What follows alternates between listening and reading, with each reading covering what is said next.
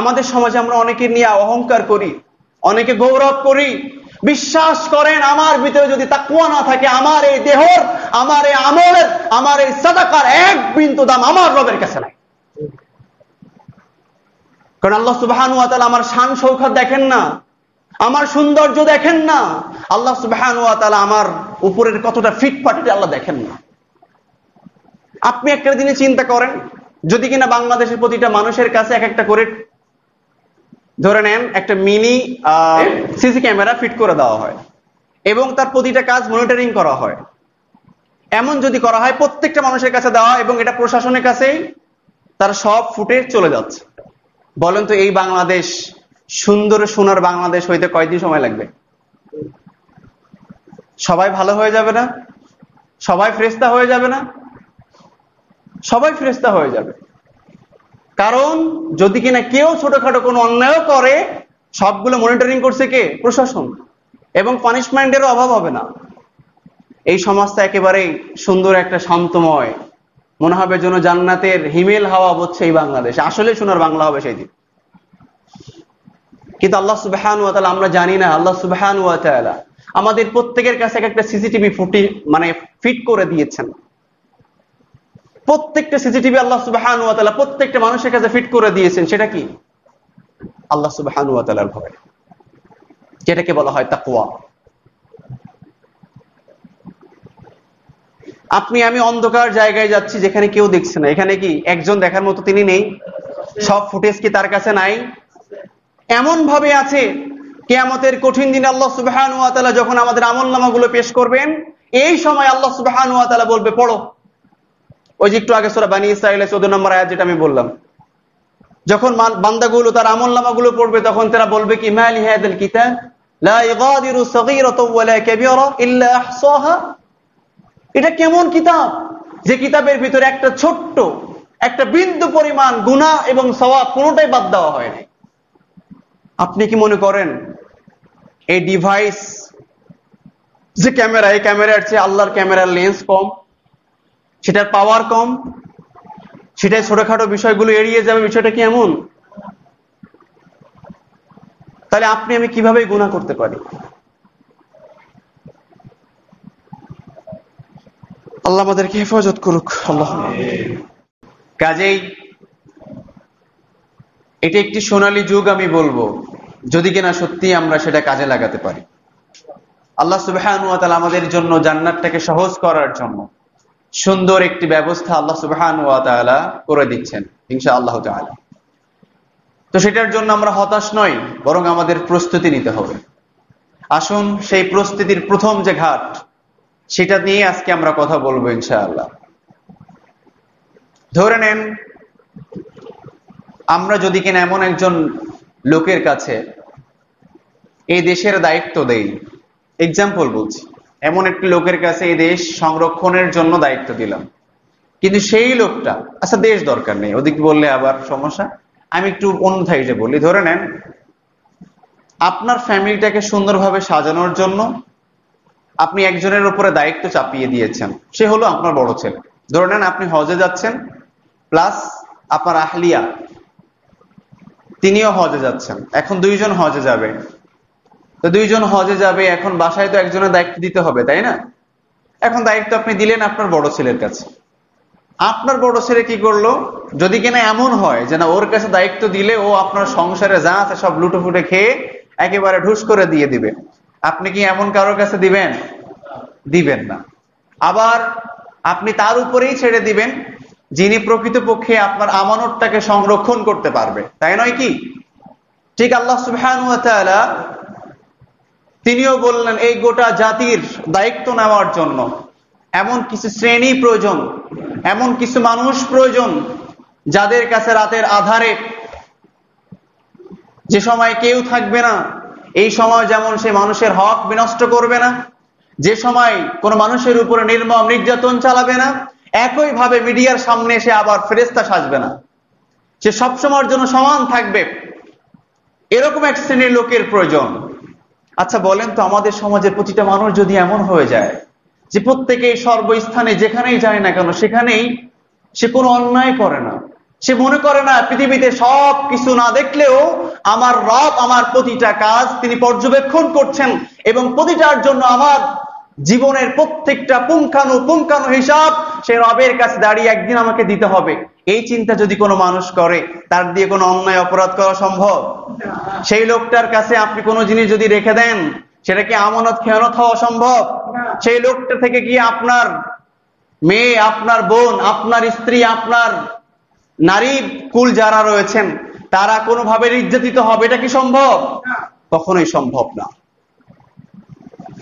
কিন্তু আমাদের সমাজের দেখবেন কিছু মানুষ মিডিয়ার সামনে আসলে মনে হয় যেন পৃথিবীর মধ্যে সর্বশ্রেষ্ঠ মানুষ এই মাত্র জান্নাত থেকে নাজিল হয়েছেন, সেই লোকটা মিডিয়ার সামনে। কিন্তু ওই লোকটা যখন মিডিয়ার পিছনে চলে যায় তখন আকাম কুকাম আর অন্যায়ের সেঞ্চুরি করতে দ্বিধাদ্বন্দ্ব করে না। আছে কিনা এরকম? তাহলে আজকে আমরা সেই গুরুত্বপূর্ণ বিষয় নিয়ে কথা বলবো, যে জিনিসটা মানুষের কখনো কোনো অন্যায় করতে দেয় না, যে কাজটি মানুষের কখনো কোনো অন্যায় করতে স্পর্ধা এটা সে কখনো অর্জন করতে পারে না। তাহলে সেই বিষয়টার নাম হচ্ছে কি? অনেকেই বুঝতে পেরেছেন, সেটা হলো আরবিতে বলা হয় তাকওয়া, বাংলায় বলা হয় ভয়। এখন খৌফ শব্দের অর্থ ভয়, তাকওয়া শব্দের অর্থ ভয়। আরবিতে খৌফ দ্বারা একটা জিনিস বোঝানো হয়, তাকওয়া দ্বারা আরেকটা বোঝানো হয়, দুটোই ভয়। আমি বললাম যে এখন বর্তমানে এখন বাংলাদেশে বিশেষ করে আপনার যৌথ বাহিনী নেমেছে, আপনারা অনেকেই মিডিয়ায় দেখেছেন, তাই না? এখন যৌথ বাহিনীর ভয়ে অনেকে অন্যায় করা ছেড়ে দিয়েছে, অথবা অন্যায় করা যে সম্পদগুলো তার কাছে ছিল সেগুলো সে হয়তো অন্য জায়গায় সরাই ফেলেছে। এটা একটা ভয়, তাই না? আবার কোন ব্যক্তি সে কোনোভাবেই, ধরে নেন কথার কথা, একটা সে মাদ্রাসায় কোনো ব্যক্তি হচ্ছে লেখাপড়া করে। এখন এই মাদ্রাসার প্রধান শিক্ষক যিনি, ওই ছাত্রটা সেই প্রধান শিক্ষককে খুব ভালোবাসে, খুব ভয় করে, কিন্তু ওই শিক্ষক কোনোদিন তাকে কোনো পানিশ দেয়নি, কোনো কি বলবো মানে কোনো পানিশমেন্ট গ্রহণ করেননি, কোনো শাস্তি দেননি। ভালো করে বুঝেন, একটা হলো সেনাবাহিনীর কাছে বা পুলিশের কাছে বা আপনি বাংলাদেশের যে কোনো একটি বাহিনীর কাছে যদি আপনি কোনো অন্যায়ের জন্য ধরা পড়েন তাহলে আপনার যে কোনো একটা পানিশড হবে, তাই না? কিন্তু এটা একটা মানুষ ভয় করে দেখা যায় অনেক অন্যায় ছেড়ে দেয়, তাই তো? আর একটা হচ্ছে আপনি আপনার বাবাকে ভয় করেন অথবা আপনার শিক্ষককে ভয় করেন, কিন্তু সে আপনার কোনোদিন কোনো পিটান পাটান দেয়নি, দেওয়ার আশঙ্কাও নাই, কিন্তু আপনি তাকে ভয় করেন, জনমের মতো ভয় করেন। এই দুইটা ভয়ের মধ্যে পার্থক্য কি? একটা হলো মারের ভয়, শাস্তির ভয়, আর একটা হচ্ছে সম্মানের ভয়। বলেন তো কোনটার দাম বেশি? সম্মানের ভয়। আমি যদি কথার কথা বলি, আপনি আপনার ওস্তাদকে খুব ভালোবাসেন, আপনার বাবাকে আপনি খুব ভালোবাসেন, আমি যদি বলি আপনার বাবাকে আপনি একটা গালি দেন, দিবেন?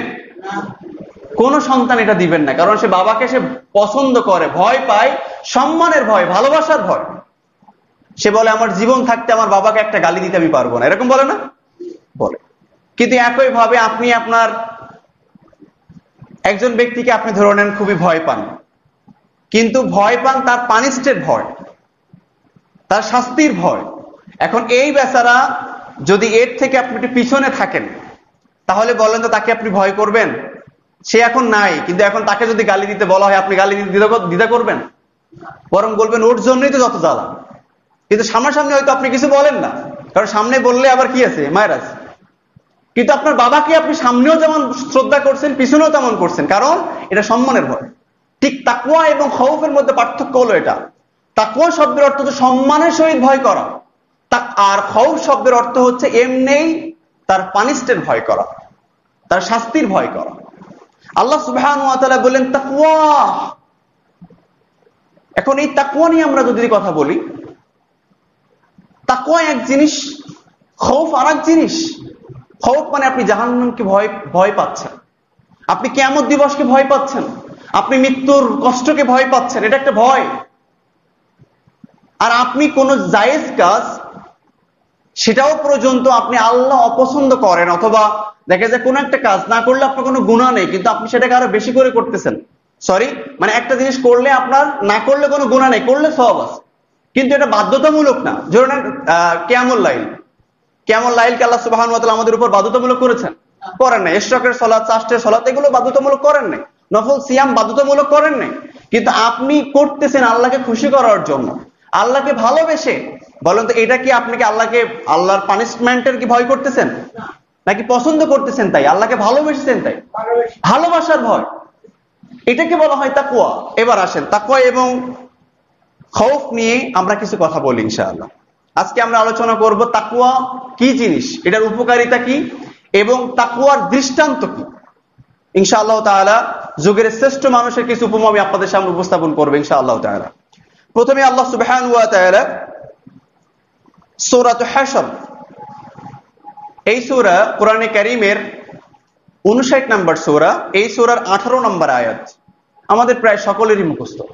আল্লাহ সুবহানাহু ওয়া তাআলা বলছেন, ইয়া আইয়ুহাল্লাযীনা আমানুত্তাকুল্লাহ ওয়াল তানজুর নাফসুম মা কদ্দামাত লিগাদ ওয়াত্তাকুল্লাহ ইন্নাল্লাহা খাবীরুম বিমা তা'মালুন। আল্লাহ সুবহানাহু ওয়া তাআলা বলছেন, হে যারা ঈমান এনেছো।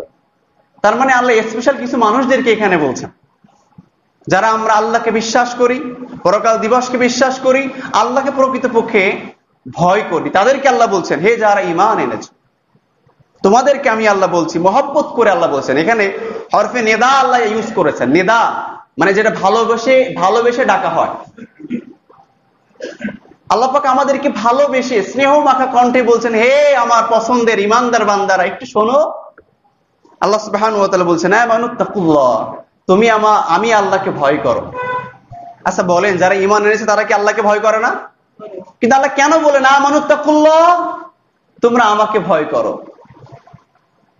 কারণ সম্মানের ভয় করতে আল্লাহ সুবহানাহু ওয়া তাআলা আমাদেরকে উৎসাহিত করেছেন। এরপর আল্লাহ বলছেন আমানুত্তাকুল্লাহ ওয়াল তানজুর, এবং তোমরা খোঁজ খবর রাখো, তানজুর তাকাও, দেখো, নাফসুম তোমাদের নিজেদেরকে, মা কদ্দামাত লিগাদ যে আগামী দিনের জন্য তোমরা কি পাঠাচ্ছ। গদা থেকে লিগাদ মানে আগামী দিনের জন্য তুমি কি পাঠাচ্ছ, কি সঞ্চয় করেছো, কি গচ্ছিত করেছো। আমি এই একটা আয়াত যদি তাকাই, আমার মনে হয় এই একটা আয়াত থেকে শিক্ষা নিলে আজকে আমার খুতবা শেষ। শুধু এই একটা আয়াত আল্লাহ সুবহানাহু ওয়া তাআলা বললেন, তুমি একটু নজর দাও, একটু তাকাও, একটু খেয়াল করো, একটু বিবেচনা করো, তুমি তোমার জীবনে যে সময়টা পার করতেছো এটার জন্য তুমি কিয়ামত দিবসে কি কামাই করতেছো, কি গচ্ছিত করতেছো। এবার আপনি আমি একটু খেয়াল করি, আমি আমার জীবনের প্রতি একটু চোখটা বন্ধ করে আমার জন্ম থেকে নিয়ে আজ পর্যন্ত একটু হিসাব করি। আল্লাহ সুবহানাহু ওয়া তাআলা যেদিন আমাদেরকে বলবেন, ইকরা কিতাবাক কাফা বিনাফসিকা ইয়াওমা আলাইকা হাসিবা, পড়ো তোমার আমলনামা, আজকে তোমার হিসাব করার জন্য তুমি যথেষ্ট। সেই দিন আমি আমার রবের সামনে দাঁড়িয়ে কি বলবো? যদি আজকে আমি মৃত্যুবরণ করি, আজকেই যদি কিনা আল্লাহ পাক আমার আজ পর্যন্ত হিসাবগুলো আল্লাহ সুবহানাহু ওয়া তাআলা কিয়ামতের দিন আমাকে পড়তে বলেন, সেই দিন আমি আমার রবের সামনে দাঁড়িয়ে আমি সেদিন কি বলবো? আমার হিসাবটা সেদিন কি হবে? আমার রবের সামনে দাঁড়িয়ে আমি সেদিন কি সত্যি আমি গর্ব সহিত বলতে পারবো উযুহু ইয়াওমাইযিন মুসফিরা দাহিকাতুম মুস্তাবশিরা? সেদিন কি আমার চেহারাটা হাস্যোজ্জ্বল হবে? আমি কি আনন্দ চিত্তে বলবো, হে আমার রব, তুমি আমাকে যে জন্যই পাঠিয়েছিলে আমি সেজন্যই তোমার গোলামি করেছি, এই দেখো আমার আমলনামা? আমি কি আমার রবের সামনে দাঁড়িয়ে বলতে পারবো? একটু চিন্তা করে দেখি। আল্লাহ বললেন, তারা কি চিন্তা করে না? তারা কি জান্নাত ক্রয় করতেছে নাকি জাহান্নাম ক্রয় করতেছে? তারা কি কিয়ামতের দিন আসামি হচ্ছে নাকি আল্লাহর আরশের ছায়া অবস্থান নিচ্ছে? তারা কি একটু চিন্তা করবে না? তারা কি একটু গবেষণা করবে না? তারা কি একটু বিবেচনা করবে না? তারা কি একটু চিন্তা করবে না? আল্লাহ সুবহানাহু ওয়া তাআলা বললেন, শোনো, তোমাদের মনে হতে পারে আমি আল্লাহ মনে হয় এই বিষয়ে খবর রাখি না, একথা ভুল, একথা মিথ্যা, এই ধারণা একটি ভুয়া ধারণা। আল্লাহ পরের কথাই বলছেন, ওয়াত্তাকুল্লাহ, আল্লাহ বলছেন, আবার বলছেন, একটু ভয় করো, একটু ভয় করো। ওয়াত্তাকুল্লাহ ইন্নাল্লাহা খাবীরুম বিমা তা'মালুন, আমি আল্লাহ সব কিছুর খবর রাখি, তা'মালুন, এবং আমি এখন বর্তমানে তোমার সব বিষয় জানি এবং জানবো। তোমার সব কিছু আমি খবর রাখি এবং এখন যা করতেছো সবগুলো আমি জানি এবং কি করব? জানি। শুধু আল্লাহ জানি বললেও কিছুটা চুপ ছিলাম, কিন্তু আল্লাহ বলছেন জানবো, সামনে যা করবো তাও জানবো। তা'মালুন। এবার চিন্তা করুন, এই একটা আয়াত বললাম তো যদি আমি বুঝি তাহলে আমার আজকের খুতবা শেষ। আমি খালি একটু ভাবি, যেহেতু আমার রব আমার সব কিছু জানেন, তাহলে কিয়ামতের কঠিন দিনে আমি আল্লাহর সামনে দাঁড়িয়ে কি বলবো, আমি আমার পরকালীন জীবনের জন্য কি গচ্ছিত করেছি, আমি কি হিসাব দিব আল্লাহ সুবহানাহু ওয়া তাআলার কাছে, আমি আমার বিচার করার জন্য আমি যথেষ্ট। আল্লাহ সুবহানাহু ওয়া তাআলা যে চমৎকার করে কথাগুলো বলেছেন, এবার দেখেন আল্লাহ সুবহানাহু ওয়া তাআলা আরো বললেন, আল্লাহ সুবহানাহু ওয়া তাআলা বললেন, শোনো, তোমরা যদি মনে করো যে তাকওয়া অবলম্বন না করলে কি ক্ষতি হবে, সেটার জন্য আল্লাহ সুবহানাহু ওয়া তাআলা সূরা বাকারা 2 নম্বর সূরার 24 নম্বর আয়াত আল্লাহ সুবহানাহু ওয়া তাআলা বলেছেন, ফাত্তাকুন নার আল্লাতী ওয়াকুদুহা আন-নাস ওয়াল হিজারা উইদ্দাত লিল কাফিরিন। আল্লাহ সুবহানাহু ওয়া তাআলা বলেছেন ফাত্তাকুন নার, অথবা তারা কি জানে না, তারা কি ভয় করে না আগুনের? ফাত্তাকুন নার আল্লাতী ওয়াকুদুহা আন-নাস ওয়াল হিজারা, তারা কি জানে না জাহান্নামের অগ্নিকে প্রজ্বলিত করার জন্য আমরা চুলায় কাঠ দিয়ে তো রান্না করি, অথবা গ্যাস দিয়ে রান্না করি, তাই না? আমার মা বোন রান্না করে। আল্লাহ সুবহানাহু ওয়া তাআলা বলছেন, মানুষগুলো কি জানে না জাহান্নামের আগুন প্রজ্বলিত করা হবে হিজারা, পাথর, এবং নাস, মানুষ দিয়ে? তারা কি এটা জানে না? জাহান্নামের আগুনের জ্বালানি হিসেবে ব্যবহার করা হবে পাথরকে, এবং এই মানুষগুলোকে এরা কি জানে না? আল্লাহু আকবার। আল্লাহ আমাদেরকে মাফ করুন। আল্লাহ সুবহানাহু ওয়া তাআলা বলছেন, তারা কি ভয় করবে না? তারা কি জানে না যে মানুষ এবং পাথর দিয়ে জাহান্নামের আগুনকে প্রজ্বলিত করা হবে? আল্লাহু আকবার। উইদ্দাত লিল কাফিরিন। আল্লাহ সুবহানাহু ওয়া তাআলা এরপর আরো বলছেন, কিন্তু যারা তাকওয়া অবলম্বন করবে আল্লাহ পাক তাদেরকে সর্বশ্রেষ্ঠ সম্মান দান করবেন। এগুলো ভূমিকার আয়াত বলছি আর কি। আল্লাহ সুবহানাহু ওয়া তাআলা বলছেন, যারা তাকওয়া অর্জন করবে তাদেরকে পৃথিবীর মধ্যে সর্বশ্রেষ্ঠ মানুষ হিসেবে ঘোষণা করা হবে। এই ঘোষণা কে করছেন? আল্লাহ নিজেই করছেন। আপনি আমি বলি, আল্লাহ সুবহানাহু ওয়া তাআলার সেই সত্য কথা পৃথিবীতে আর কার হতে পারে? আমার রব বলছেন, যিনি আমাকে ভালোবাসবেন, যিনি আমার প্রতি তাকওয়া অর্জন করবে, আমি আল্লাহ রাব্বুল আলামিন ঘোষণা করলাম পৃথিবীর মধ্যে সর্বশ্রেষ্ঠ মানুষ সেই মানুষ। সুবহানাল্লাহ। উদাহরণ দিচ্ছি একটু পরে। আল্লাহ সুবহানাহু ওয়া তাআলা বলছেন সূরা হুজরাত 49 নম্বর সূরার 13 নম্বর আয়াত। আল্লাহ সুবহানাহু ওয়া তাআলা বলছেন, ইন্না আকরামাকুম ইনদাল্লাহি আতকাকুম, নিশ্চয়ই সবচেয়ে সম্মানিত ব্যক্তি তো সে, ইন্না আকরামাকুম ইনদাল্লাহি আতকাকুম, যে তাকওয়াবান, যে মুত্তাকি। ঘোষণা কে দিয়েছেন? আল্লাহ সুবহানাহু ওয়া তাআলা দিয়েছেন। এবার আসলে প্র্যাকটিক্যাল আপনাদেরকে দেখাই কিভাবে আল্লাহ তাকে সম্মান দিয়েছেন। আল্লাহ সুবহানাহু ওয়া তাআলা, আমরা আসলে পৃথিবীর জমিনে দেখি কার কত টাকা পয়সা আছে, সে সবচেয়ে সম্মানিত আমাদের চোখে, তাই না? যে সবচেয়ে বেশি জ্ঞান রাখেন তাকে আমরা আমাদের সমাজে সম্মান দেই। যার চেহারা সুন্দর তার সেও একটা সম্মান পায়। যে একটু কালো কুৎসিত, দেখতে খুব বেশি ভালো না, এই লোকটাকে আমরা অনেক সময় ঘৃণা করি, দূর একটু কালো। বিশেষ করে মা বোনরাও কিছু কিছু আছেন, সবাই না, কিছু কিছু লোকের ভিতরে এরকম স্বভাব আছে। আল্লাহ আমাদেরকে মাফ করুক। পুরুষের মধ্যেও আছেন। তো এটা সবাই নিলাম, মাশাআল্লাহ কিছু তাকওয়াহীন মানুষ তারা এই কাজগুলো করেন। একটু কালো, গরিব, দরিদ্র, এই লোকগুলো দেখে আমরা হেয় প্রতিপন্ন করি, আমরা ছোট চোখে দেখি। কিন্তু আল্লাহ সুবহানাহু ওয়া তাআলা বললেন, এইটা দিয়ে আমি কখনো বিবেচনা করি না। আমার কাছে সেই সবচেয়ে প্রিয় যার তাকওয়া বেশি। ইন্না আকরামাকুম ইনদাল্লাহি আতকাকুম। ইনদাল্লাহ মানে আল্লাহর কাছে, আতকাকুম সব। সুবহানাল্লাহ। আল্লাহ সুবহানাহু ওয়া তাআলা এরপরে বলছেন, ইন্নাল্লাহা আলিমুন খাবীর, নিশ্চয়ই আল্লাহ কে প্রকৃত তাকওয়াবান এই বিষয় জানেন এবং এর সবকিছু খবর রাখেন। কাজে তুমি একজনকে সাক্ষী দিবা আর আমি আল্লাহ সেটা গ্রহণ করব, বিষয়টা এমন নয়। প্রতিটা বিষয় আমি আল্লাহ সব জানি, সব খবর আমার কাছেই আছে। আল্লাহ সুবহানাহু ওয়া তাআলা এরপরেই বলছেন, দেখেন এবার আমি যদি একটা দৃষ্টান্ত বলি, যে এতক্ষণ যেটা বললাম আল্লাহ সুবহানাহু ওয়া তাআলা মানুষের চেহারা কে কেমন সেটা আল্লাহ দেখেন না, এই বিষয়ে আমার কথা নাই, বিশ্বনবী সাল্লাল্লাহু আলাইহি ওয়াসাল্লামের ব্যাখ্যা দিচ্ছেন। এই হাদিসটা একাধিক হাদিস গ্রন্থে এসেছে। বিশেষ করে আমি কয়েকটা রেফারেন্স আপনাদেরকে বলি। বুখারী হাদিস নাম্বার 5144, 6066, তিরমিজি হাদিস নাম্বার 1134 এবং নাসাই 3239 এবং ইবনে মাজাহ 1867। এছাড়া আরো অনেক হাদিস গ্রন্থে এটা এসেছে। রিয়াদুস সালিহিন তিনি এটা নিয়ে এসেছেন। তো এই হাদিসটা প্রায় আমাদের অনেকেরই মুখস্থ আছে। হযরত আবু হুরায়রা রাদিয়াল্লাহু তাআলা আনহু থেকে হাদিসটা বর্ণিত। তিনি বলেন, ইন্নাল্লাহা লা ইয়ানজুরু ইলা আজসামিকুম ওয়ালা ইলা সুওয়ারিকুম ওয়ালাকিন ইয়ানজুরু ইলা কুলুবিকুম ওয়া আ'মালিকুম। বিশ্বনবী সাল্লাল্লাহু আলাইহি সাল্লাম তিনি বলছেন, আল্লাহ সুবহানাহু ওয়া তাআলা মানুষের কে কেমন সুন্দর, কার চেহারা কত সুন্দর, কার ড্রেসটা কত সুন্দর, কে কত বিত্তশালী, এগুলো আল্লাহ সুবহানাহু ওয়া তাআলা দেখেন না। আল্লাহ সুবহানাহু ওয়া তাআলা দেখেন ইয়ানজুরু ইলা কুলুবিকুম ওয়া আ'মালিকুম, তার কলবের কি অবস্থা, তার তাকওয়ার কি অবস্থা, ওয়া আ'মালুকুম, এবং তার আমল কেমন। আগে কলব, আগে কি? শুধুমাত্র আমল মেইন বিষয় নয়। কিছু কিছু আমলকারী ব্যক্তিও জাহান্নামে যাবে যারা আল্লাহর জন্য ইবাদত করে না, মানুষকে দেখানোর জন্য ইবাদত বন্দেগী করে। এই লোকগুলোর ইবাদত তাকে জাহান্নামে পাঠিয়ে দিবে। কিন্তু প্রকৃতপক্ষে যারা আল্লাহর জন্য ইবাদত বন্দেগী করেন, আল্লাহ সুবহানাহু ওয়া তাআলা ঘোষণা করছেন, আল্লাহ সুবহানাহু ওয়া তাআলা দেখেন তোমাদের কলব, তোমাদের অন্তর, তোমাদের অন্তরের কি অবস্থা, তোমরা কাকে ভয় করে আল্লাহর গোলামি করতেছো, কাকে ভয় করে ইবাদত করতেছো, কার জন্য সাদাকা করতেছো, কার জন্য কিয়ামুল লাইল করে কাঁদতেছো, কার জন্য তুমি অনেক অশ্লীল কাজ থেকে ফিরে এসেছো, কার জন্য, এটা আল্লাহ দেখতে চান।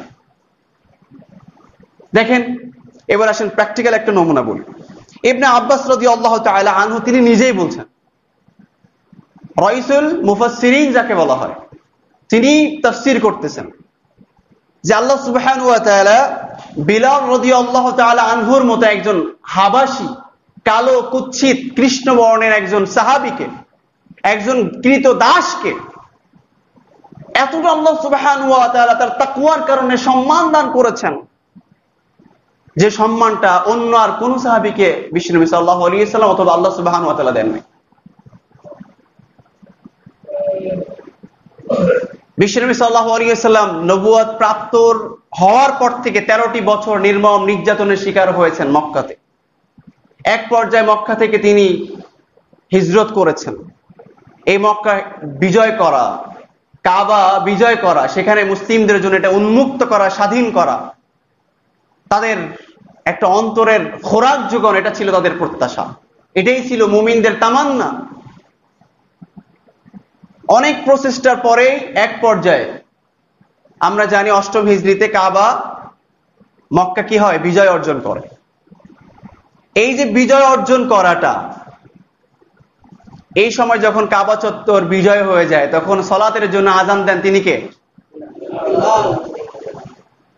বিলাল হাবশী রাদিয়াল্লাহু তাআলা।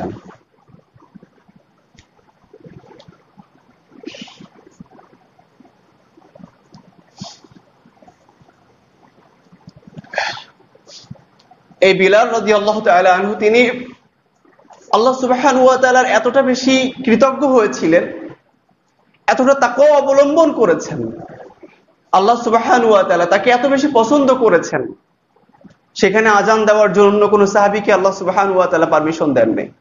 সেখানে পারমিশন দিয়েছেন এমন একজন সাহাবীকে যিনি দেখতে একেবারে কালো, যিনি ছিল দাস, যার কথার ভিতরে জড়তা ছিল, সুন্দর করে সাবলীল ভাষায় কথা বলতে পারতেন না, যিনি সুললিত কণ্ঠে আযান দিতে পারতেন না, যার ড্রেসটা অত সুন্দর ছিল না।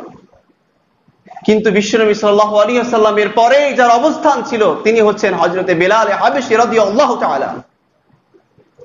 তিনি কাবা চত্বরে আযান দিয়েছেন এবং সাহাবায়ে কিরাম রাদিয়াল্লাহু তাআলা তার আযানে সাড়া দিয়ে সালাতে জামাতে অংশগ্রহণ করেছেন। এটাই হলো তাকওয়া। আমাদের সমাজে আমরা অনেকে নিয়ে অহংকার করি, অনেকে গৌরব করি, বিশ্বাস করেন আমার ভিতরে যদি তাকওয়া না থাকে, আমার এই দেহর, আমার এই আমলের, আমার এই সাদাকার এক বিন্দু দাম আমার রবের কাছে নাই। কারণ আল্লাহ সুবহানাহু ওয়া তাআলা আমার শান শৌকত দেখেন না, আমার সৌন্দর্য দেখেন না, আল্লাহ সুবহানাহু ওয়া তাআলা আমার উপরের কতটা ফিটফাট এটা আল্লাহ দেখেন না।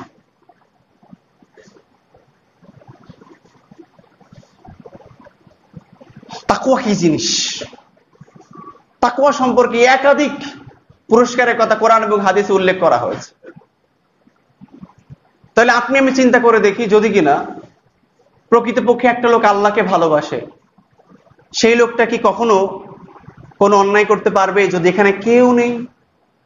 পারবে? সম্ভব না। এই জন্য তাকওয়া এত স্পেশাল। যদি কোনো ব্যক্তি তাকওয়া অর্জন করে, সে মানুষকে বড় কথা বলতে পারবে? পারবে না, কারণ সে যে আল্লাহকে ভয় করে। যদি কোনো ব্যক্তি আল্লাহকে ভয় করে, এই লোকটা কোনোদিন একটা মানুষের গায়ে অন্যায়ভাবে আঘাত করতে পারবে? কারণ সে যে আল্লাহকে ভয় করে।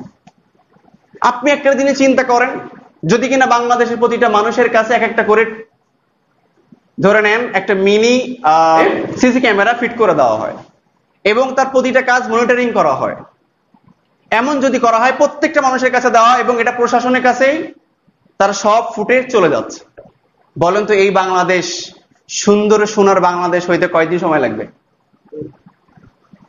সবাই ভালো হয়ে যাবে না? সবাই ফেরেশতা হয়ে যাবে না? সবাই ফেরেশতা হয়ে যাবে। কারণ যদি কিনা কেউ ছোটখাটো কোনো অন্যায় করে, সবগুলো মনিটরিং করছে কে? প্রশাসন। এবং পানিশমেন্টেরও অভাব হবে না। এই সমাজটা একেবারেই সুন্দর, একটা শান্তময়, মনে হবে যেন জান্নাতের হিমেল হাওয়া বচ্ছে এই বাংলাদেশ, আসলে সোনার বাংলা হবে সেই দিন। কিন্তু আল্লাহ সুবহানাহু ওয়া তাআলা, আমরা জানি না আল্লাহ সুবহানাহু ওয়া তাআলা আমাদের প্রত্যেকের কাছে একটা সিসিটিভি ফিট করে দিয়েছেন। প্রত্যেকটা সিসিটিভি আল্লাহ সুবহানাহু ওয়া তাআলা প্রত্যেকটা মানুষের কাছে ফিট করে দিয়েছেন। সেটা কি? আল্লাহ সুবহানাহু ওয়া তাআলার ভয়, যেটাকে বলা হয় তাকওয়া। আপনি আমি অন্ধকার জায়গায় যাচ্ছি যেখানে কেউ দেখছে না, এখানে কি একজন দেখার মতো তিনি নেই? সব ফুটেজ কি তার কাছে নাই? এমন ভাবে আছে, কিয়ামতের কঠিন দিন আল্লাহ সুবহানাহু ওয়া তাআলা যখন আমাদের আমলনামাগুলো পেশ করবেন, এই সময় আল্লাহ সুবহানাহু ওয়া তাআলা বলবে, পড়ো। ওই যে একটু আগে সূরা বানী ইসরাঈলের 14 নম্বর আয়াত যেটা আমি বললাম, যখন বান্দাগুলো তার আমলনামাগুলো পড়বে, তখন তারা বলবে কি, মা লিহাযাল কিতাব লা ইগাদিরু সগীরাতাও ওয়ালা কাবীরা ইল্লা আহসাহা। এটা কেমন কিতাব, যে কিতাবের ভিতরে একটা ছোট্ট একটা বিন্দু পরিমাণ গুনাহ এবং সওয়াব কোনোটাই বাদ দেওয়া হয়নি। আপনি কি মনে করেন এই ডিভাইস যে ক্যামেরা, এই ক্যামেরার চেয়ে আল্লাহর ক্যামেরার লেন্স কম, সেটার পাওয়ার কম, সেটাই ছোটখাটো বিষয়গুলো এড়িয়ে যাবে? বিষয়টা কি এমন? তাহলে আপনি আমি কিভাবে গুনাহ করতে পারি? আল্লাহ আমাদেরকে হেফাজত করুক। আল্লাহ। কিছু দৃষ্টান্ত আপনাদেরকে দিই, বলেছিলাম যে দৃষ্টান্ত দিব, দৃষ্টান্ত দিই। বিশ্বনবী সাল্লাল্লাহু আলাইহি সাল্লাম, তিনি পৃথিবীর ভিতরে শ্রেষ্ঠ একজন মানুষ। তার দৃষ্টান্ত দিতে গেলে কয়েকশো খুতবা শুধু তার তাকওয়ার উপরে দেওয়া যাবে। আর আপনারাও মাশাআল্লাহ প্রত্যেকে যদি এখানে দাঁড় করিয়ে দিই, আপনারা দুটো একটা খুতবা বলতে পারবেন, কারণ তার সম্পর্কে আপনার আলহামদুলিল্লাহ সাল্লাল্লাহু আলাইহি সাল্লাম এত বেশি জ্ঞান অর্জন করেছেন। তো আমি মাত্র কয়েকটা দৃষ্টান্ত আপনাদের কাছে দিচ্ছি। বিশেষ করে বিশ্বনবী সাল্লাল্লাহু আলাইহি সাল্লাম, তিনি, আমরা জানি, যখন পৃথিবীতে কেউ দেখতো না, এই সময় তিনি কিয়ামুল লাইলের জন্য দাঁড়িয়ে যেতেন। আর দাঁড়িয়ে তিনি সলাতের দাঁড়িয়ে তেলাওয়াত করতেন আর করতেন, যেন তেলাওয়াত শেষ হতো না। আমরা জানি তার পা মুবারক ফুলে যেত, এত বেশি তিনি দাঁড়িয়ে থাকতেন। আমি রেফারেন্স গুলো অবশ্যই বলছি যে তিনি তার পা ফুলে যেত দীর্ঘ সলাতের কারণে। এটা বুখারীতে এসেছে 4836 নম্বর হাদিস এবং 37ও আছে। এছাড়া আবু দাউদ হাদিস নাম্বার 2351 নম্বর হাদিস, 91 নম্বর হাদিস। তো এছাড়া অনেক কিতাব এটা এসেছে। বিশ্বনবী সাল্লাল্লাহু আলাইহি সাল্লামকে একবার আয়েশা সিদ্দিকা রাদিয়াল্লাহু তাআলা আনহা তিনি প্রশ্ন করলেন, ইয়া রাসূলুল্লাহ, আপনার না জীবনের সব গুনাহ মাফ, আপনি কেন এত বেশি ইবাদত করেন? আপনি কেন চোখের অশ্রু ঝরান? আপনি সিজদায় গেলে মনে হয় যেন আপনি আর উঠবেন না। সাহাবীরা মনে করতেন মনে হয় যেন বিশ্বনবী সাল্লাল্লাহু আলাইহি ওয়াসাল্লাম মৃত্যুবরণ করেছেন। তিনি এমন ভাবে সিজদায় লুটে পড়তেন এবং সিজদায় এমন ভাবে কাঁদতেন, জমিনটা পর্যন্ত ভিজে যেত। ও মুসলিম উম্মাহ, ও নবীর উম্মত, আপনার আমার চোখের অশ্রুতে কি আমার জায়নামাজটা কোনোদিন ভিজেছে? সেই নবী বলছেন যার জীবনে কোনো গুনাহ ছিল না, তিনি বলছেন, হে আয়েশা, ক্বালা ইয়া আয়েশা আফালা কুনা আবদান শাকুরা, তুমি কি চাও না যে আমি আল্লাহর শুকরগুজার বান্দা হই, আমি আমার রবকে ভালোবাসি, আমার রবের দেওয়া এই সময়টাকে আমার রবের জন্য কুরবানি করি, তুমি কি চাও না? এটার নাম তাকওয়া। তিনি না করলে তার জন্য জাহান্নাম ছিল না। কিন্তু এরপরও তিনি কিয়ামুল লাইলে এত বেশি কষ্ট করেছেন, এত বেশি সিয়াম তিনি রেখেছেন, এত বেশি ইবাদত বন্দেগী করেছেন, যেটার দৃষ্টান্ত অন্য আর কেউ পৃথিবীর জমিনে রাখতে পারেন নাই, রাখতে পারবেও না। সেই নবী বলছেন, তুমি কি চাও না আমি আমার রবের কাছে একটু শুকরগুজার হই? আল্লাহু আকবার। আম্মা জানা আয়েশা সিদ্দিকা রাদিয়াল্লাহু তাআলা আনহা এই কথা শুনে তিনি কি করেছেন সেটা আমি বলছি। তার আগেই বিশ্বনবী সাল্লাল্লাহু আলাইহি ওয়াসাল্লাম তিনি দেখেন সালাতে কিভাবে কাঁদতেন সেটা একটু বলি আপনাদের। বিশ্বনবী সাল্লাল্লাহু আলাইহি ওয়াসাল্লাম তিনি এত বেশি কাঁদতেন, পাশের সাহাবীরা তারা বলছেন বিশ্বনবী সাল্লাল্লাহু আলাইহি ওয়াসাল্লামের কান্নার আওয়াজ আমরা এমন ভাবে শুনতে পেতাম মনে হয় যেন জাতা ঘোরালে যেমন একটা শব্দ হয় এরকম শব্দ হচ্ছে। তিনি এমন ভাবে কাঁদতেন, আমাদের কি হলো, আমরা কান্নার চেষ্টা করলেও চোখ দিয়ে অশ্রু বের হয় না। কারণ বের হবে কিভাবে? যে চোখ শয়তানের গোলামি করেছে, যে চোখ শয়তানের গোলামিতে সবসময়ের জন্য নিবেদিত হয়ে আছে, এই চোখ কিভাবে আল্লাহর গোলামির জন্য নিবেদিত হতে পারে? মনে রাখবেন, এট এ টাইমে দুইটা কাজ কখনো সম্ভব নয়। হয় আমাকে রবের গোলাম হতে হবে, নইলে শয়তানের গোলাম হতে হবে। এট এ টাইমে দুইটা জিনিস সম্ভব নয়। যদি আমাকে রবের গোলাম হতে হয়, এই চোখ যদি কিনা আল্লাহর গোলামিতে আমাকে অস্ত্রসিক্ত হতে হয়, তবে এই চোখকে শয়তানের গোলামি থেকে বেরিয়ে আসতে হবে। যখনই বুঝবেন আমার চোখ দিয়ে অস্ত্র বের হচ্ছে না, তখন বুঝবেন আমার এই চোখ শয়তানের গোলামি করতেছে অলরেডি। এই জন্য এটা পসিবল না। এট এ টাইমে দুইটা জিনিস হতে পারে না, এটা পসিবল না। আল্লাহ আমাদেরকে হেফাজত করুন। সাহাবীদের দৃষ্টান্ত বলি। তার আগে বলছিলাম আম্মা জানা আয়েশা সিদ্দিকা রাদিয়াল্লাহু তাআলা আনহা তিনি কিভাবে সালাত পড়তেন দেখেন। প্রিয় মা এবং বোন, আপনাদের জন্য বলছি, এবার খেয়াল করুন। হযরত আয়েশা সিদ্দিকা রাদিয়াল্লাহু তাআলা আনহা তিনি তেলাওয়াত করতেছেন, করতে করতে আল্লাহর কাছে দোয়া করতেছেন, দোয়া করতে করতে তিনি দাঁড়িয়ে আছেন এবং তিনি কাঁদতেছেন। তার আত্মীয়, বিশেষ করে হযরতে কাসেম ইবনে মুহাম্মদ রাদিয়াল্লাহু তাআলা আনহু, তিনি প্রতিদিন আম্মা জানা আয়েশা সিদ্দিকা রাদিয়াল্লাহু তাআলা আনহার বাসায় যেতেন। বাসায় গিয়ে তিনি দেখতেন আম্মা জানা আয়েশা সিদ্দিকা রাদিয়াল্লাহু তাআলা আনহা কিভাবে তিনি কি করেন কি না করেন এগুলো দেখাশোনা করতেন। এক পর্যায়ে তিনি বলছেন, আমি একদিন গেলাম, যে দেখি তিনি বারবার কেমন জানি কান্না আর কান্না করতেছেন। দাঁড়িয়ে দাঁড়িয়ে তিনি দোয়া করছেন এবং কান্না করতেছেন। তখন এই অবস্থা দেখে তিনি অনেকক্ষণ দেরি করলেন। দেখলেন দেরি করতেছেন, করতে করতে তিনি তার বলছেন যে আমার কষ্ট হয়ে গেছে। এরপরও তার জন্য দোয়া শেষ হচ্ছে না। এরপরে তিনি বললেন, আমি বাজারের দিকে গেলাম, বাজারে গিয়ে কিছু কেনাকাটা করলাম, করে সেখান থেকে আবার ফিরলাম। ফিরে দেখি তিনি, আমি যে অবস্থায় তাকে দেখেছি সেই অবস্থায় তিনি অবস্থায় আছেন। প্রিয় মা এবং বোন, আমাদের হয় এরকম অবস্থা, কিন্তু কেমন জানেন, দেখবেন একজনকে আপনি ফেসবুক চালাইতে দেখছেন, ওরে যে অবস্থায় দেখছেন, আপনি বাজার থেকে ঘুরে সব কাজ করে এসে দেখবেন আবারও ফেসবুক চালাচ্ছে একই অবস্থায়। ও একটু থুতুও ফেলে নাই, প্রস্তাব করতে যায়নি। তাহলে আমাদের শয়তানের গোলামি কিভাবে হচ্ছে দেখছেন? তাকওয়া কোন জায়গায়? হাসির খোরাকি দিচ্ছি না, আমাদের দুঃখের কথা বলছি। আমি মা এবং বোনদের প্রতি সবচেয়ে বেশি আশা রাখি যে তারা এই এক একটা ঘরের এক একটা প্রদীপ হবে। কারণ আমি জানি একটা ঘরের প্রদীপ যখন জ্বলে যায় তখন ওই ঘরটা আলোকিত হয়। কিন্তু হাজারটা যদি কিনা ঝিঝি পোকা এনে দেওয়া হয়, ওই ঘরে কোনোদিন আলো হবে না। আমরা পুরুষরা প্রত্যেকে এক একটা ঝিঝি পোকার মতো, আর প্রত্যেকটা নারী এক একটা প্রদীপ, এক একটা আলো, এক একটা হীরার মতো। তারা যদি প্রজ্বলিত হয়, গোটা ঘরটাই প্রজ্বলিত হবে। মা এবং বোনরাই পারে একটা সমাজ, একটা ফ্যামিলিকে মনিটরিং করতে, সুন্দরভাবে সাজাতে। তাদের হাতে এই ক্ষমতা আল্লাহ দিয়েছেন, এটা পুরুষের কাছে দেন, দিয়েছেন কিন্তু খুব কম, নারীদের কাছে বেশি।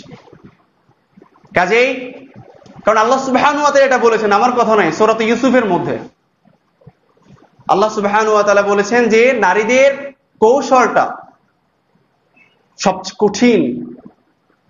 ইন্না কাইদাকুন্না আযীম, এরকম না শব্দটা? হাফেজ সাহেব আছেন।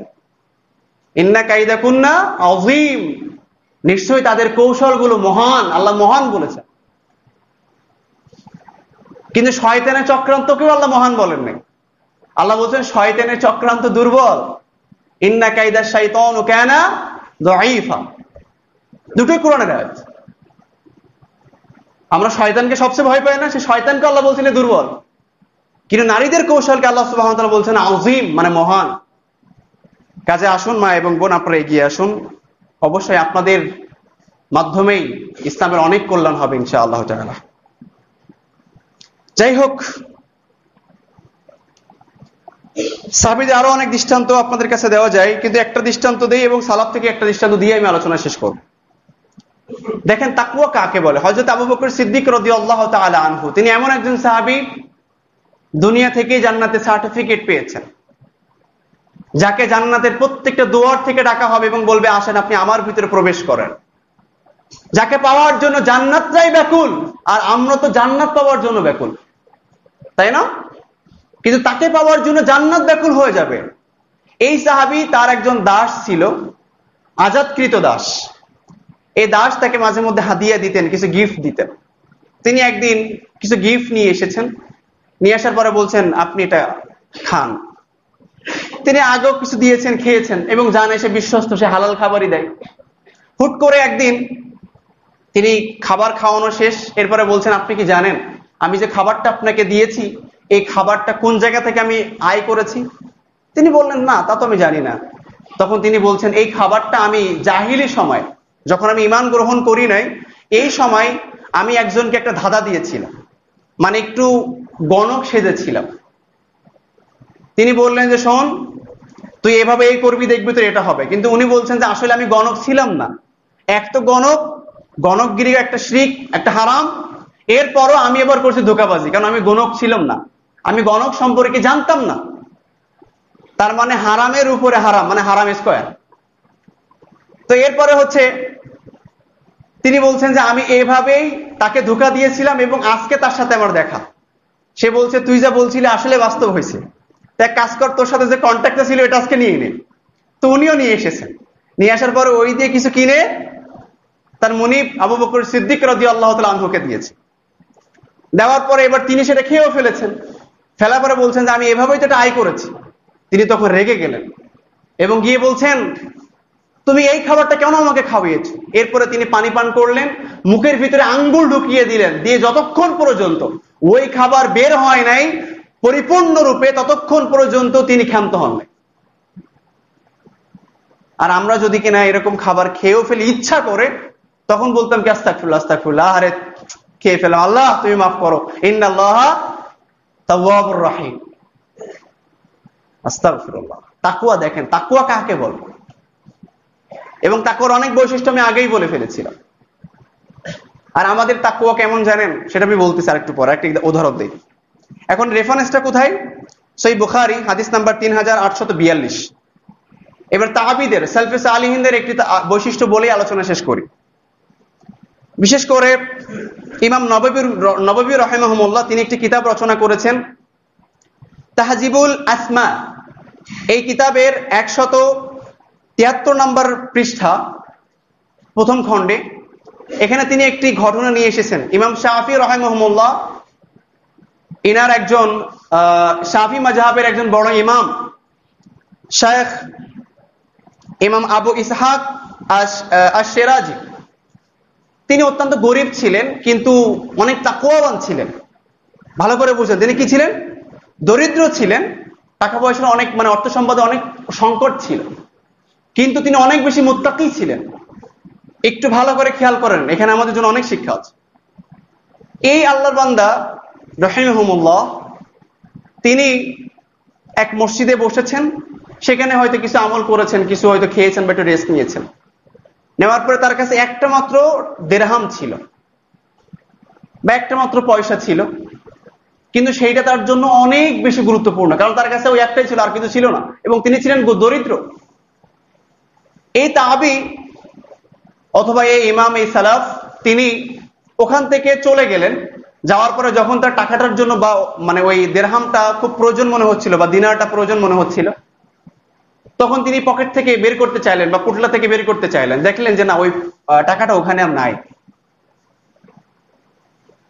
তিনি মনে করলেন যে না, মসজিদে হয়তো এটা পড়েছে। তিনি আবার ওখান থেকে হেঁটে চলে আসলেন এবং মসজিদে আসলেন। মসজিদে আসার পরে তিনি দেখলেন না যে তার যে কয়েনটা ছিল, এই কয়েনটা ওখানে পাওয়া গেছে। তিনি এটা উঠালেন। উঠানোর পরে তিনি চিন্তা করলেন, না, মসজিদে তো আরো অনেক লোক আসে, একই রকমের ধরেন 5 টাকার একটা কয়েন, এরকম আমার পকেটেরটা যেমন, অন্য আরেকজনের পকেটেরটাও তো একই রকম হতে পারে, পারে না? কয়েন তো সব একরকমই। তিনি বললেন যে এইটা তো আমার কয়েন না হয়ে অন্য কারোর কয়েন হতে পারে। তাহলে অন্য কারোর কয়েন যদি এটা হয়, তাহলে এটা আমার জন্য হারাম হয়ে যাবে, আর আমি হারাম ভক্ষণ করব, সেটা তো হতেই পারে না। তিনি কি করলেন, সাথে সাথে ওইটা আবার ওখানে রেখে দিয়ে চলে গেলেন। কি বুঝলেন? তাকওয়া কাকে বলে? আর আমরা যদি পথে কিছু পাই, ওইটা দিয়ে ফার্স্ট আগে হোটেলে যাই, গিয়ে খেয়ে দিয়ে তারপরে বলি, ও খেয়ে ফেলছি, আর কিছু টাকা মসজিদে দান করে দেই অথবা গরিব মিসকিনকে দেই, দিয়ে মনে করছি আমার কাজ শেষ। আমরা তো এরকম আল্লাহ বলি নাকি? তাকওয়া কাকে বলে এটা খেয়াল করেন। আমাদের তাকওয়া এমন তাকওয়া, যে তাকওয়া মিটিমিটি করে একটা পরনারীর দিকে তাকাতেও আমাদের ঘৃণাবোধ হয় না, লজ্জাবোধ হয় না, তাকওয়া জাগ্রত হয় না। আর ফেসবুক, ইউটিউব থাকতে তো কথাই নেই। আস্তাগফিরুল্লাহ। আমাদের অনেক মুত্তাকি মা বোনরা আছেন, অনেক বাবাজিরা আছেন, অনেক ভাইয়েরা আছেন, তারা বলেন এখানে তো অশ্লীলতার কিছু নাই। আচ্ছা, অশ্লীলতা কি, সেটা সংজ্ঞা কি আপনার কাছ থেকে শিখতে হবে, নাকি কোরআনের কাছ থেকে আপনি শিখবেন? বলছে এখানে অশ্লীলতার কিছু নাই। কেউ কেউ আবার তো ওই মহিলা কারির তেলাওয়াত শুনে, মহিলা ওয়াইজিং এর ওয়াজ শুনে, বলছে এখানে তো পর্দার কিছু নাই। আরে মিয়া, ওর কণ্ঠটাই পর্দা। আপনি এটাই বুঝেন না। দিনটাকে আমরা একেবারে আমাদের সুবিধা মতো করে নিয়েছি, এটার নাম তাকওয়া না। আবার দেখবেন আমাদের অনেক ইয়াং যে পাবলিক গুলো আছেন, পাশের বাড়ির ওয়াইফাইটা ওনার জন্য পাসওয়ার্ড চেঞ্জ করে পারে না, সেটাও আমানত ঠিক থাকে না। কেমনে জানি যুবকরা এত আধুনিক, পাশের বাসার ওয়াইফার পাসওয়ার্ড হ্যাক করতে করতে ওরে অতিষ্ঠ করে দিয়েছে, ওর পাসওয়ার্ড চেঞ্জ করে না। হয় না এরকম? হয়তো এই রোগের রোগী আমরা এখানে অনেকেই। আস্তাগফিরুল্লাহ। পাশের বাড়ির ওয়াইফার পাসওয়ার্ড যদি আপনার কাছে আমানত না থাকে, এই রাষ্ট্রের দায়িত্ব আপনার কাছে দিলে কিভাবে আমানত থাকবে? আর আপনি কি ভাবছেন আপনার কাছে আল্লাহ এই দায়িত্ব দিয়ে দিবেন চুরি হওয়ার জন্য? আস্তাগফিরুল্লাহ। একজন মুজাহিদ, তিনি শহীদ হয়েছেন, এর পূর্বেই তিনি বস্ত্রের সংকট ছিল, তিনি একটা গনিমতের মাল থেকে একটা চাদর শুধুমাত্র একটু নিয়েছিলেন তার নিজের একটু শীতের সময় জড়িয়ে নেওয়ার জন্য। আর এই অবস্থায় তিনি শাহাদা বরণ করেন। জিহাদের ময়দানে যে কি হয়ে যায়, শহীদ হয়ে যায়। বিশ্বনবী সাল্লাল্লাহু আলাইহি সাল্লাম তিনি বললেন, আমি দেখতে পাচ্ছি ও ওই গনিমতের মাল থেকে যে চাদরটা চুরি করেছিল বা যে চাদরটা নিয়েছিল, ওই চাদর দিয়েই আজকে তাকে জাহান্নামে আযাব দেওয়া হচ্ছে। সামান্য একটা চাদর, আপনি বুঝেন? কাজে আজকে থেকে এই শিক্ষাটা আমরা নেই। আমরা যেখানেই যে আমার রব দেখছেন, এই তাকওয়া জাগ্রত করে যদি সর্বশ্রেষ্ঠ মানুষ আমাদেরকে হতে হয়, আল্লাহ পাক আমাদেরকে বুঝে এই বিষয়ের উপর আমল করার তৌফিক দান করুন। আল্লাহুম্মা আমিন, আল্লাহুম্মা আমিন।